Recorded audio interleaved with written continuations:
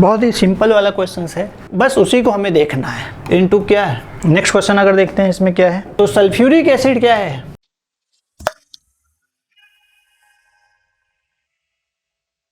Hello बच्चों, नमस्कार। मेरा नाम अरुण सिंह, आपका केमिस्ट्री टीचर।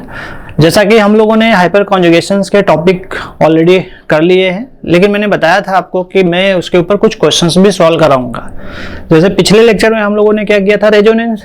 तो कमिंग जो लेक्चर होगा उसमें हमारे जो क्वेश्चंस होंगे वो रेजोनेंस के होंगे, लेकिन आज के टॉपिक्स में हम यहाँ पे कंप्लीट करने वाले हैं क्वेश्चंस ऑफ हाइपर कॉन्जुगेशन। मैंने बताया था कि हाइपर कॉन्जुगेशन को हम कैसे अप्लाई कर सकते हैं, उसके ऊपर मैं आपको कुछ क्वेश्चंस दिखाऊंगा सॉल्व करके, जिससे कि आपको आने वाले जो जेईई या नीट या आप बोर्ड लेवल में अगर कोई भी क्वेश्चंस आप पाते हो तो उसको आसानी से क्या करो, सॉल्व कर सको।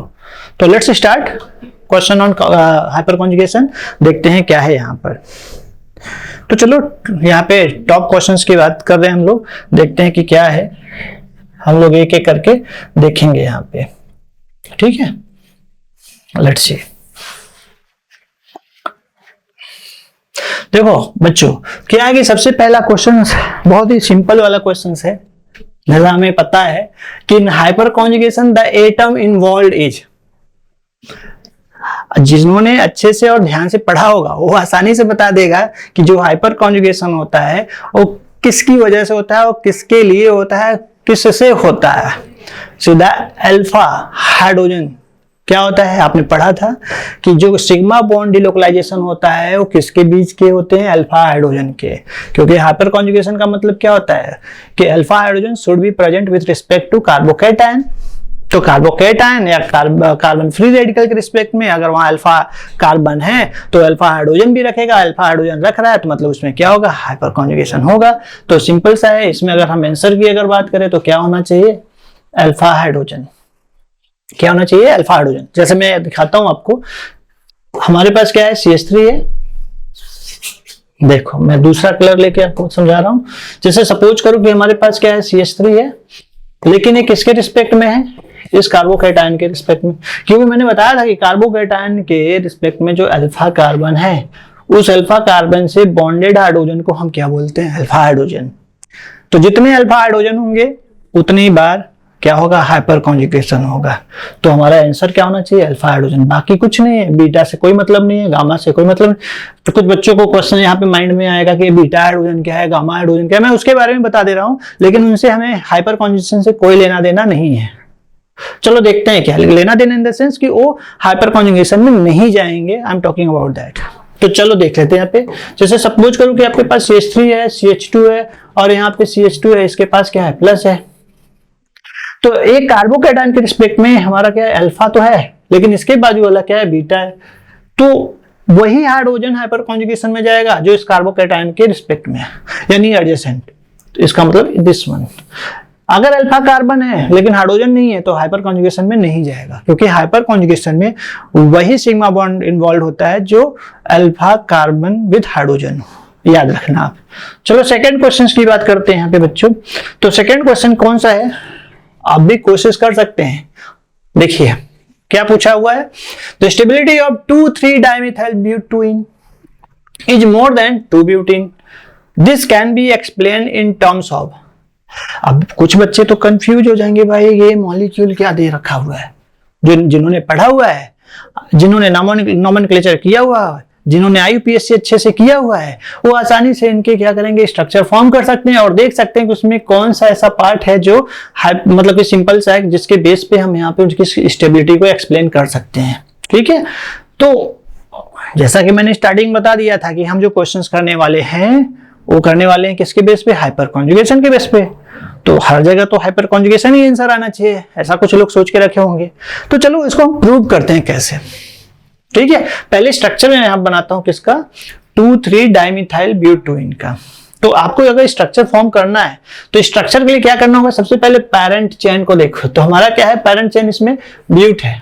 तो ब्यूट मतलब 4 कार्बन, ब्यूट का मतलब होता है 4 कार्बन, याद रखना 4 कार्बन को हम ब्यूट बोलते हैं। तो हम यहाँ 1 by 1 करके देखते हैं, 1 2 3 4, तो ब्यूट हो गया। अब इसमें सेकंड पे क्या, इन है, इन का मतलब है डबल बॉन्ड, जो हमने यहाँ पे डबल बॉन्ड रख दिया। अब 2 3 यानी इस पे भी और यहाँ पे भी देख सकते हो डाइमिथाइल है, और उसके बाद आप इसमें हाइड्रोजन को सेटिस्फाई करा सकते हो इस तरीके से। तो ये जो लिखा हुआ है 2,3 डाइमिथाइल ब्यूटेन, बच्चों इसका क्या है, मॉलिक्यूलर फॉर्मूला है जिसे मैंने यहां ड्रॉ कर दिया है। दूसरा कौन सा है, ब्यूटेन, यानी 2 ब्यूटेन बोलो उसको।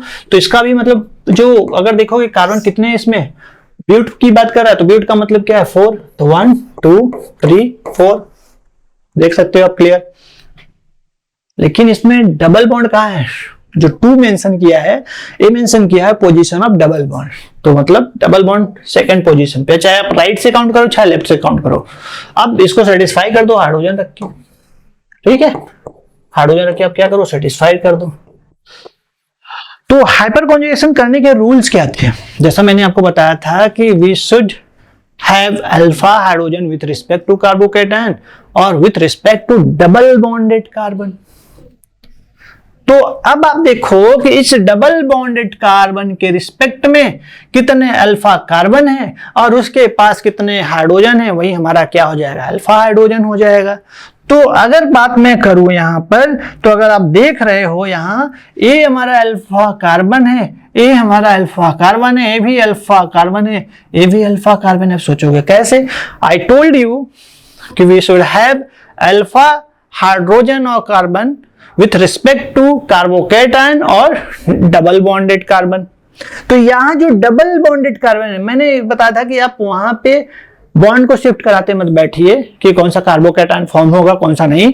आप बस इतना याद रखिए कि अगर कोई कार्बन डबल बॉन्डेड है तो आपका सेंट्रल मान लो, जैसे मैंने यहाँ पे किया हुआ है, और उसके रिस्पेक्ट में कितने अल्फा कार्बन है और उससे कितने अल्फा हाइड्रोजन कनेक्टेड है, बस उसी को हमें देखना है, बस इतना ही आपको ध्यान रखना है। तो यहाँ पे आप देख सकते हो ये अल्फा कार्बन है, अल्फा कार्बन है, अल्फा कार्बन है, अल्फा कार्बन। तो अल्फा कार्बन के पास जितने हाइड्रोजन होंगे अल्फा हाइड्रोजन हो जाएंगे। तो काउंट कर सकते हो 4 टाइम्स अल्फा कार्बन और हर एक कार्बन के पास 3 हाइड्रोजन है, इसका मतलब 4 × 3 क्या लिख तो क्या कर सकते हो यहाँ पे, 4 × क्या हो गया 3, ये टोटल 12 हमारे पास क्या हो गया, अल्फा हाइड्रोजन हो गए। और मैंने ये भी बताया था कि जब डबल बॉन्डेड कार्बन हो या डबल बॉन्डेड की जगह पे ट्रिपल बॉन्डेड कार्बन आता है तो ईच कार्बन सेंट्रल का काम करता है, ठीक है।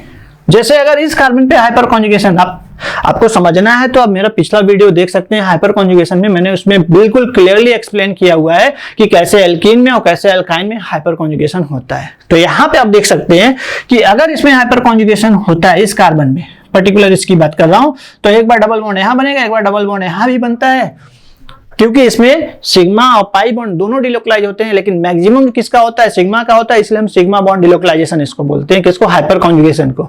और इसका अदर नाम भी है, मैंने बताया था बेकर-नाथन इफेक्ट भी इसको बोलते हैं, नो बॉन्ड रेजोनेंस भी बोलते हैं।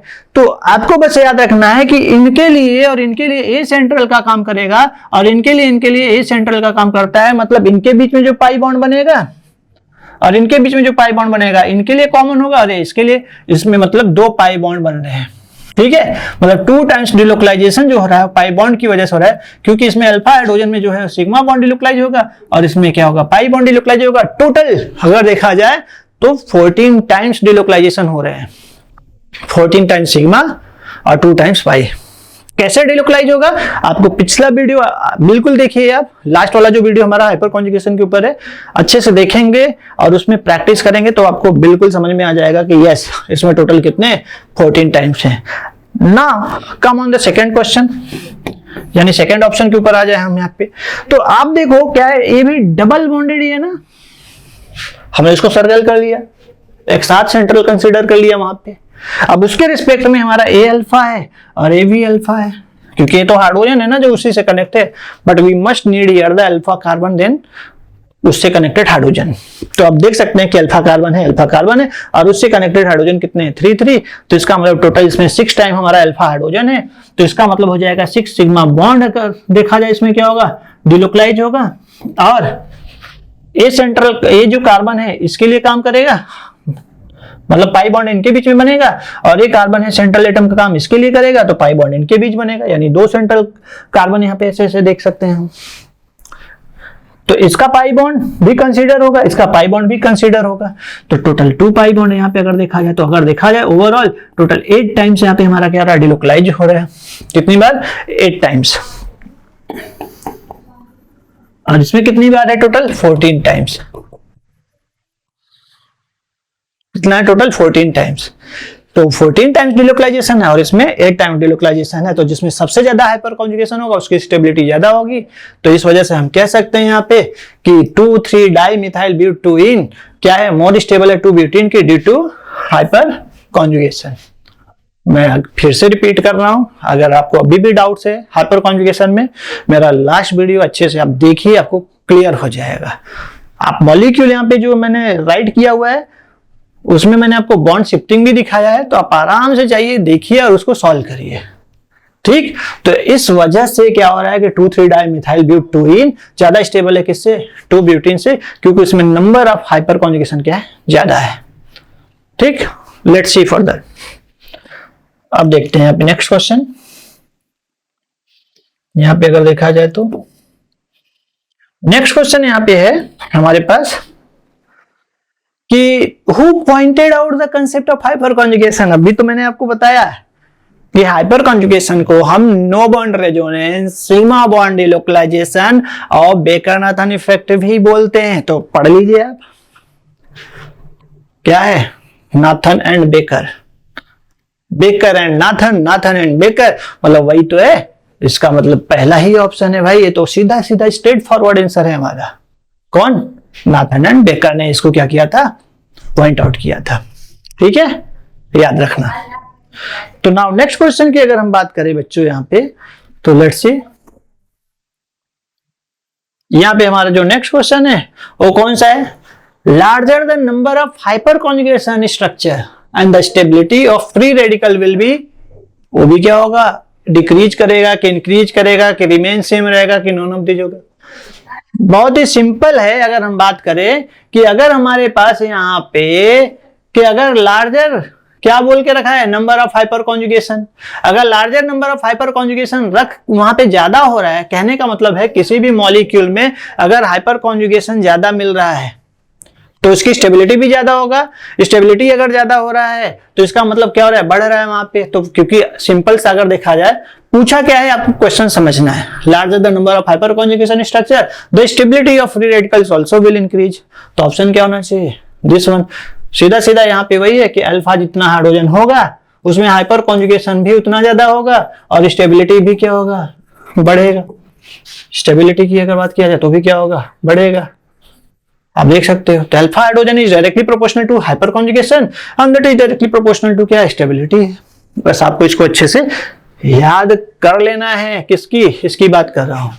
तो आपको ऐसे क्वेश्चन आसानी से आ जाएंगे। चलो देखते हैं नेक्स्ट क्वेश्चन क्या है हमारे पास। देखो, क्वेश्चन है on increasing the number of alpha hydrogens the number of hyper conjugation structures increases.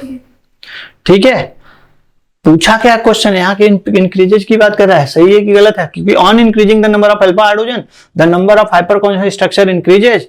तो यहाँ पे जो आंसर ऑलरेडी मेंशन है, तो मतलब हमारा क्या होना चाहिए? ऑप्शन फर्स्ट होना चाहिए। ठीक है, इंक्रीज हो रहा है भाई, ऑब्वियसली फैक्ट है कि इंक्रीज करेगा। इसमें कुछ करना ही नहीं है आपको। डिक्रीज हम नहीं कह सकते, रिमेन सेम नहीं कह सकते, नन ऑफ द मेंशन नहीं कह सकते, क्योंकि यहाँ पे हमें पता है कि अगर नंबर ऑफ अल्फा हाइड्रोजन बढ़ेगा, अभी तो मैंने इसके पहले आपको बताया कि अल्फा हाइड्रोजन जितना रहेगा हाइपर कॉन्जुगेशन उतना ज्यादा होगा, स्टेबिलिटी भी उतना ही क्या होगा? ज्यादा होगा। यही तो मैंने बताया आपको। बस वही चीज है, यहाँ पे भी दे दिया क्वेश्चन सेम टू सेम यहाँ पे। तो ऐसे भी क्वेश्चन है, डोंट कंफ्यूज। आराम से आप लिख सकते हो क्या? इंक्रीज करता है जितना अल्फा हाइड्रोजन उतनी स्टेबिलिटी, क्योंकि उतना ही ज्यादा क्या होता है? हाइपर कॉन्जुगेशन होता है। Remember these things. तो let's go further.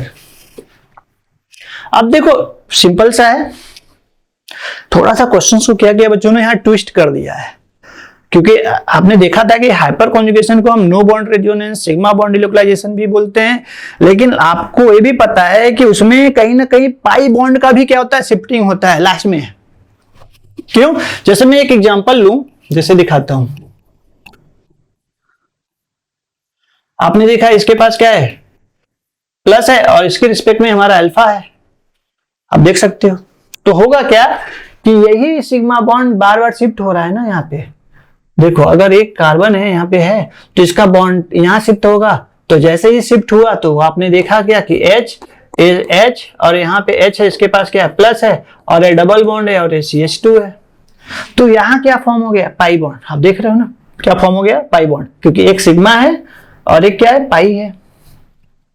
लेकिन जब आप नेक्स्ट में ऐसे ही करते जाओगे, एक बार ये यहाँ पे शिफ्ट होगा तो यहाँ बॉन्ड आ जाएगा, इसके बॉन्ड पास बॉन्ड की क्या हो जाएगी कमी हो जाएगी, यानी इसके पास इलेक्ट्रॉन की कमी हो जाएगी। फिर इसका बॉन्ड यहाँ शिफ्ट होगा तो इसके पास इलेक्ट्रॉन की कमी हो जाएगी, किसके हाइड्रोजन के पास, पर्टिकुलर दिस वन की बात कर रहा हूं। तो इसके पास कहां से आएगा इलेक्ट्रॉन, तो ये जो पाई बॉन्ड है वो पाई बॉन्ड का इलेक्ट्रॉन इसके बीच में क्या होगा शिफ्ट होगा। तो कहीं ना कहीं सिग्मा भी इसमें शिफ्टिंग है और कहीं ना कहीं पाई बॉन्ड भी शिफ्टिंग है, इसलिए आंसर क्या होना चाहिए सिग्मा पाई कॉन्जुगेशन।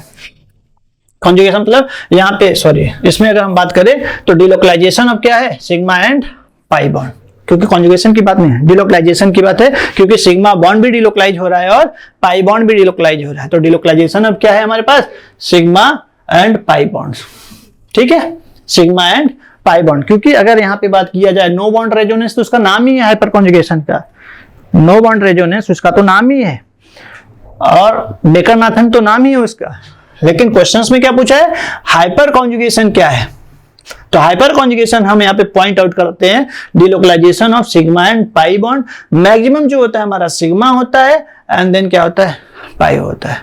इस बात को ख्याल रखना क्योंकि इन दोनों ऑप्शन में आपको सिमिलरिटीज दिख रहा होगा। कॉन्जुगेशन क्या है भाई कॉन्जुगेट होना, लेकिन यहाँ पे डिलोकलाइजेशन की बात हो रही है, बॉन्ड की शिफ्टिंग की बात हो रही है, इस वजह से आंसर क्या है हमारा सेकेंड है। मैंने जैसे बताया आपको उसी तरीके से सॉल्व करने हैं, ठीक है।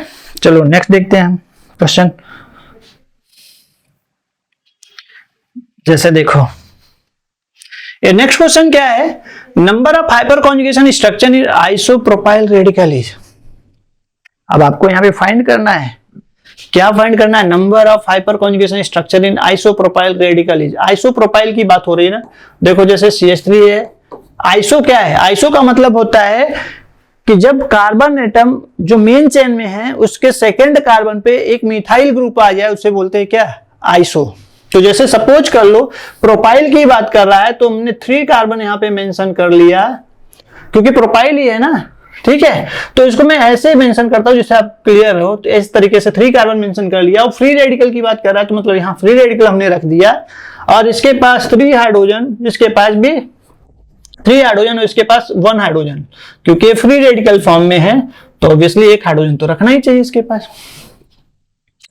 अब देखो अगर हम नंबरिंग इधर से अगर देते हैं तो 1 और 2, क्योंकि आइसोप्रोपाइल रेडिकल की बात कर रहा है तो 1 और 2 और 2 कार्बन पे एक मिथाइल ग्रुप लेफ्ट है, तो सेकंड पे जब यहाँ पे मिथाइल ग्रुप है तो उसे हम आइसो बोलते हैं। और वही अगर सेकंड पे 2 मिथाइल ग्रुप आए तो उसे हम नियो बोलते हैं। इस बात को ख्याल रखना। अगर वहां कोई ब्रांच में नहीं है कार्बन के चेन, मतलब जो कार्बन है वो चेन में ही है, कोई भी ब्रांच नहीं है कार्बन का, तो उसे हम नॉर्मल बोलते हैं, एक कॉमन नेम है। जब हम नॉमेनक्लेचर करेंगे तो वहां पे हम इसके बारे में भी स्पेशली फोकस करेंगे। तो चलो देखते हैं। तो देखो इस फ्री रेडिकल कार्बन के रिस्पेक्ट में यहाँ पे अल्फा कार्बन है और इसमें अल्फा कार्बन है, ठीक है। तो टोटल अल्फा हाइड्रोजन कितने 3 यहाँ, तो 3 अल्फा हाइड्रोजन इनटू क्या है 2 कर दो। 2 क्यों, क्योंकि 2 बार है सेम, नहीं तो आप ऐड कर दो भाई 3 अल्फा हाइड्रोजन, यहाँ पे भी 3 अल्फा हाइड्रोजन। अब एक बार यहाँ पे पाई बॉन्ड बनने के चांस है, एक बार यहाँ पाई बॉन्ड बनने के चांस है, लेकिन सेंट्रल एटम तो एक ही है ना। तो मैंने आपको बताया था कि अगर यहाँ पे pi bond same central atom में कई बार बन रहा है तो हम उसको 1 टाइम ही कंसीडर करते हैं, आपको उसे मल्टीपल टाइम कंसीडर करने की जरूरत नहीं है। फिर से सुनो, अगर हाइपर कॉन्जुगेशन में पाई बॉन्ड एक ही सेंट्रल एटम के बीच में कई बार बने तो आपको एक बार ही लेना है, you have to take only 1 time. तो यहाँ पे 2 टाइम्स बन रहा है तो you have to take what 1 time, because of central atom 1 ही है। तो आपका यहाँ पे सिग्मा बॉन्ड डिलोकलाइज, मतलब अगर देखा जाए फ्री रेडिकल फॉर्मेशन कितनी बार हो रहा है तो 3 + 3 6 हो गया, और 1 पाई बॉन्ड का भी अगर बनेगा तो सिंपल सा है। तो क्योंकि आप बात कर रहे हैं यहाँ पे कि नंबर ऑफ हाइपर कॉन्जुगेशन, तो पाई बॉन्ड के बेस पे तो नहीं, यहाँ पे फ्री रेडिकल के बेस पे अगर देखा जाए तो टोटल क्या आ रहा है, टोटल 6 आ रहा है।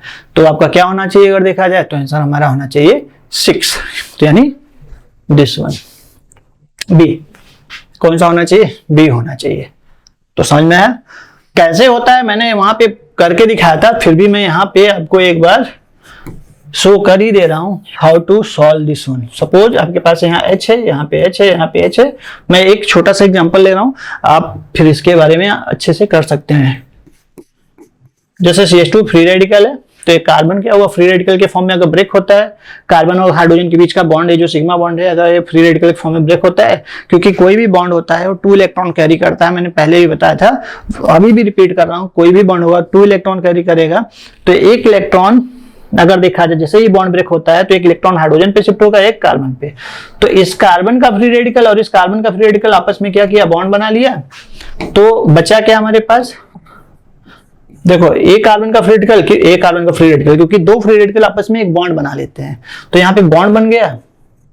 और इस हाइड्रोजन के पास क्या है, फ्री रेडिकल। अब फिर से इस बॉन्ड को ब्रेक करेंगे हम फ्री रेडिकल फैशन में, तो फिर से एक यहाँ फ्री रेडिकल, एक फ्री रेडिकल यहाँ कार्बन का, क्योंकि इस बॉन्ड पे 2 इलेक्ट्रॉन था, तो कार्बन ने अपना मतलब अपना इलेक्ट्रॉन ले लिया, हाइड्रोजन ने अपना ले लिया, तो एक कार्बन और हाइड्रोजन आपस में फिर क्या करेंगे, बॉन्ड बना लेंगे। तो फिर से इस हाइड्रोजन के पास आप देखोगे यहाँ पर ये तो बॉन्ड फॉर्म हो ही गया, यहाँ पे हो गया, ठीक है। फर्दर क्या करोगे, इसको अगर आप बॉन्ड ब्रेक कर रहे हो, देख सकते हो, तो होना क्या चाहिए अगर यहाँ पे, तो जैसे ही आपने ब्रेक किया तो व्हाट कैन बी हियर, तो ये बॉन्ड जैसे ब्रेक हुआ, एक फ्री रेडिकल इसके पास और एक फ्री रेडिकल इसके पास, तो इसका कार्बन का फ्री रेडिकल हाइड्रोजन का फ्री रेडिकल आपस में क्या किया, बॉन्ड फॉर्म कर लिया। तो आप देखोगे यहाँ पे फॉर्म हुआ, ठीक है, बहुत अच्छे से समझना है। And now next what we can do, क्योंकि पाई बॉन्ड जो था उसका बॉन्ड ब्रेक हो रहा है, तो फ्री रेडिकल फिर से कार्बन के पास और फ्री रेडिकल फिर से इस कार्बन के पास आ गया, क्योंकि एक बॉन्ड ब्रेक हुआ तो अपना अपना फ्री इलेक्ट्रॉन ले लिए ये लोग। तो इसकी वजह से इस कार्बन का फ्री रेडिकल और इस हाइड्रोजन का फ्री रेडिकल आपस में क्या करेगा, बॉन्ड फॉर्म कर लेगा, और यहाँ पर आपका हो जाएगा HC और यहाँ पे H और यहाँ पे H और ये CH2 अगेन ये अपने प्रीवियस फॉर्म में आ गया। तो मैंने जैसे ही आपको एक कार्बन को ओपन करके दिखाया है, वैसे आप एक बार इसमें दिखाइए, फिर एक बार इसमें दिखाइए, you will get the free radicals total कि how many times this happen here. तो आराम से इसको करिएगा, ठीक है।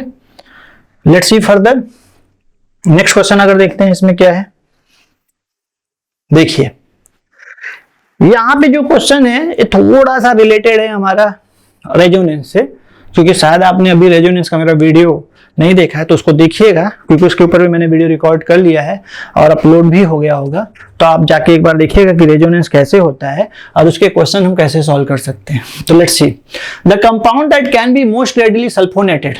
सल्फोनेटेड का मतलब होता है सल्फ्यूरिक एसिड के साथ रिएक्शन कराना, और जो सल्फ्यूरिक एसिड होता है इलेक्ट्रोफाइल का काम करता है। अगर देखा जाए तो कौन सा इसमें पहले सल्फोनेटेड होगा, तो सिंपल सा है, क्योंकि जो सल्फ्यूरिक एसिड है वही अटैक करेगा बेंजीन, टॉलिन या नाइट्रोबेंजीन या क्लोरोबेंजीन पे, जहां पे इलेक्ट्रॉन की डेंसिटी क्या होगी, ज्यादा होगा। तो अगर इनमें हम सबकी अगर स्ट्रक्चर हम ड्रॉ कर ले, जैसे सपोज करो कि यहाँ पे हमने बेंजीन का स्ट्रक्चर ड्रॉ कर लिया, यहाँ हमने टॉलिन का स्ट्रक्चर ड्रॉ कर लिया, ये टॉलिन है जिसके पास CH3 है, और फिर उसके बाद नाइट्रोबेंजीन का स्ट्रक्चर हमने ड्रॉ कर लिया, फिर उसके बाद क्लोरोबेंजीन का हमने स्ट्रक्चर ड्रॉ कर लिया।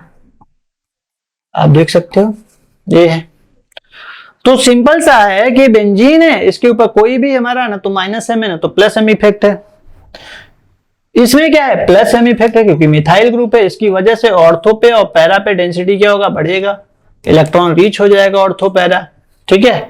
ये हमारा -M ग्रुप है, जिसकी वजह से अगर देखा जाए तो ऑर्थो और पैरा पे इलेक्ट्रॉन डेंसिटी क्या होगा, डेफिशिएंट होगा, ठीक है। और ये जो क्लोरीन है आप देख रहे हो, ये एक्चुअली इसका इंडक्टिव इफेक्ट कहीं ना कहीं +M और -M से ज्यादा ही होता है, लेकिन अगर देखा जाए तो ये बेंजीन के साथ जब बॉन्डेड होता है तो रेजोनेंस होने की वजह से क्लोरीन अपना इलेक्ट्रॉन देता है, तो ये भी कहीं ना कहीं दे रहा है, लेकिन ये अपने इंडक्टिव इफेक्ट कैरेक्टर तो छोड़ नहीं सकता -I का। इस वजह से अगर देखा जाए कहीं ना कहीं ऑर्थो पैरा पे इलेक्ट्रॉन डेंसिटी बढ़ेगा, लेकिन ये -I का काम करता ही रहेगा। तो ऐसे केस में अगर देखा जाए तो जो CH3 है ये प्योर +M का काम कर रहा है और +I का काम कर रहा है, जिसकी वजह से ऑर्थो और पैरा पे इलेक्ट्रॉन डेंसिटी बढ़ेगा। तो सल्फ्यूरिक एसिड क्या है, H2SO4। इसको हम ऐसे भी तो लिख सकते हैं, ये जो सल्फ्यूरिक एसिड है इसका अगर मैं रिएक्शन दिखाऊं, पहले इसको नोट कर लो फिर उसका रिएक्शन दिखा देता हूं आपको। नोट कर लिया, अच्छे से देख लो, फिर मैं सल्फ्यूरिक एसिड को दिखाता हूं। तो देखो क्या हो रहा है कि मैंने टॉलिन तो चूज कर लिया कि भाई आंसर क्या होना चाहिए इसमें, टॉलिन, लेकिन कैसे। तो आपने टॉलिन बनाया और इसमें क्या, क्योंकि ऑर्थो पैरा पे इलेक्ट्रॉन डेंसिटी बढ़ गया, रेजोनेंस देखो क्लियर हो जाए। क्यों? क्योंकि इसमें जब डिलोकलाइजेशन ऑफ पाई बॉन्ड होता है तो ऑर्थो पैरा पे नेगेटिव फॉर्म करता है, जिसका ये मीनिंग होता है कि वहां पे इलेक्ट्रॉन डेंसिटी बढ़ रहा है।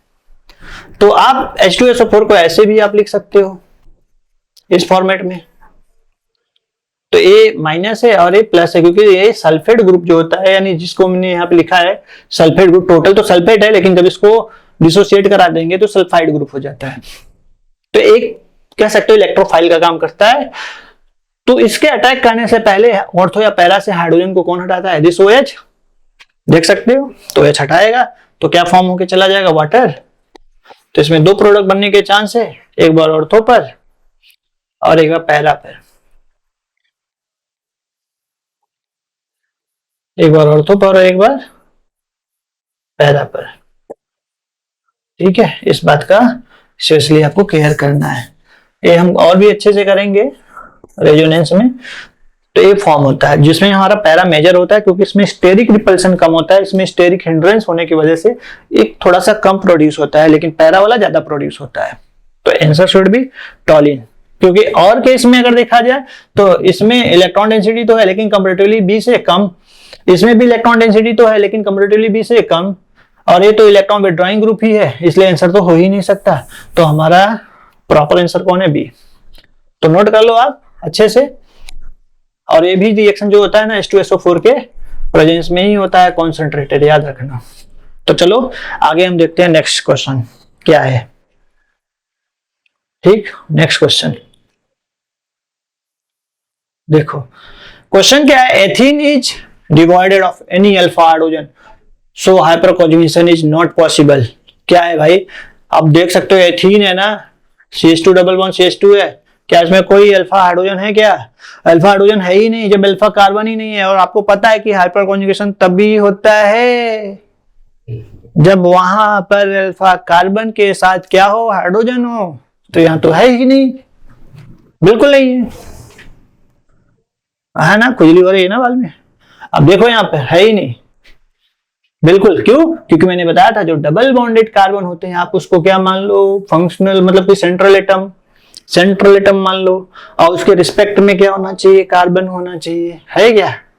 और कार्बन भी होना चाहिए तो उसके साथ हाइड्रोजन होना चाहिए, बिल्कुल नहीं है, मतलब इट्स ट्रू।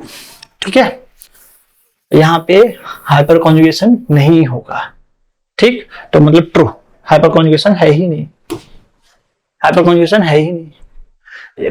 चलो देखते हैं, इसके बाद हमारे पास शायद लास्ट क्वेश्चन है, हम इसको भी अच्छे से सॉल्व कर लेते हैं और देखते हैं क्या पूछा हुआ है। When the contributing structure contains the same number of 2 electrons bond as the normal Lewis formula, it will be isovalent hyperconjugation. क्या ये आइसोवैलेंट हाइपर कॉन्जुगेशन है क्या? ठीक है, अब अच्छे से समझ लेना। When the contributing structure contains the same number of 2 electrons bond as the normal Lewis formula, is it, या एक बोल सकते हो, is it will be isovalent hyperconjugation। तो क्या होना चाहिए बच्चों? तो एक क्वेश्चन है, आप आसान, बहुत ही इजी क्वेश्चन है। आइसोवैलेंट की बात कर रहा है, क्या है? क्या है वहां पे हेट्रोवैलेंट को हाइपरकॉन्जुगेशन, क्या वहां सैक्रिफिशियल हाइपरकॉन्जुगेशन हो, क्या वहां आइसोवैलेंट हाइपरकॉन्जुगेशन होगा? आप समझ सकते हो क्या बोला है। पहले आप क्वेश्चंस को रीड करिए, उसको अंडरस्टैंड करिए, तब जाके इस क्वेश्चन को सॉल्व करिए। ये बहुत ही आसान है और मुझे इसका आंसर चाहिए कमेंट बॉक्स में। ठीक, कमेंट बॉक्स में नहीं आएगा तो अगला मैं जब लेक्चर लूंगा तो उसमें आपको इसका आंसर देते हुए आगे बढ़ूंगा। मैं तब तक वेट करता हूं कितने लोग इसके आंसर को करते हैं। Till then you all take care, bye.